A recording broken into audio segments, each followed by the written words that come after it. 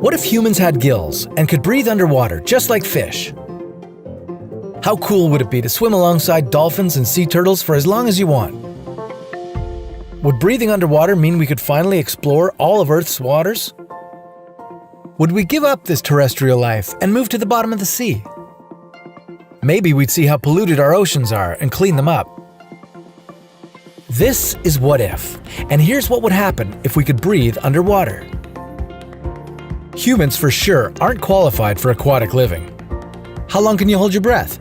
Well, if you're not a professional freediver and you don't belong to the Bajau people who can stay underwater for up to 13 minutes, then you can probably only hold your breath around 2 minutes. But with no practice, it's likely you'd want to give up after just 30 seconds.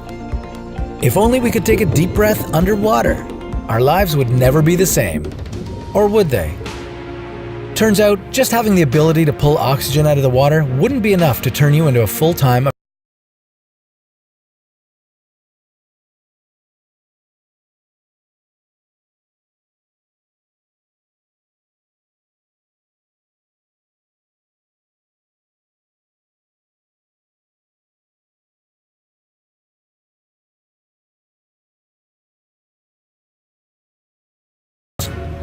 Well, when we said our bodies aren't quite suitable for living underwater, we didn't mean just breathing.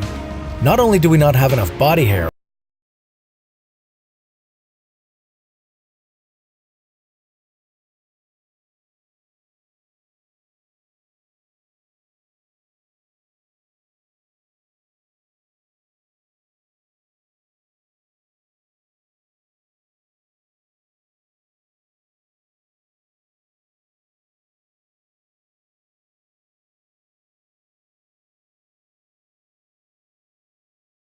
and forget about text messaging. In fact, forget about any electronics that aren't water resistant.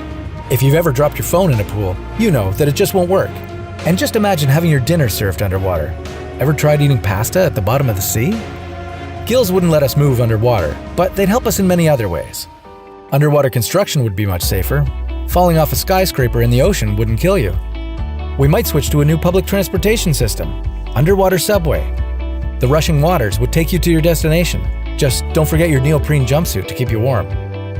On these underwater commutes, we'd see how polluted our oceans are. Sooner or later, we'd start cleaning up all the plastic we've been throwing in the oceans, and all the chemicals we've dumped in there. We'd start growing a lot of salt-tolerant crops, quinoa, beets, sea kale to feed ourselves, and other plants like widgeon grass to